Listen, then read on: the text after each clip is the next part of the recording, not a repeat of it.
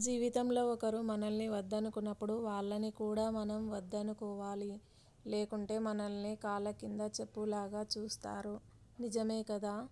ఆడది మగవాడిని వదిలేస్తే బరి తెగించింది అంటారు. మగవాడు ఆడదాన్ని వదిలేస్తే ఏదో తప్పు చేసి ఉంటుంది. అందుకే వదిలేశాడు అంటారు. ఇక్కడ ఎవరు ఎవర్ని వదిలేసినా మచ్చపడింది మాత్రం ఆడదానికి. తన పిల్లల భవిష్యత్తు కోసం ప్రతిక్షణం ఆలోచిస్తాడు. తన జీవితానికి అర్థమే తన పిల్లలు అని ఆరాటపడతాడు. కంటికి కనిపించని ప్రేమ, కనిపించని కన్నీళ్లు, ఎప్పుడూ ఏ విషయాల్లో తగ్గని నాన్న తన పిల్లల కోసం ఎంతైనా తగ్గుతాడు. అవసరమైతే ఎంతకైనా తెగిస్తాడు. కనిపించని త్యాగం, అర్థం కాని బంధం నాన్న. అమ్మ చేసిన ఆహారంలో లోపాలను ఎత్తి చూపించకండి. ఎందుకంటే కొంతమందికి వండి పెట్టే అమ్మ లేదు. కొంతమందికి తినడానికి ఆహారం లేదు.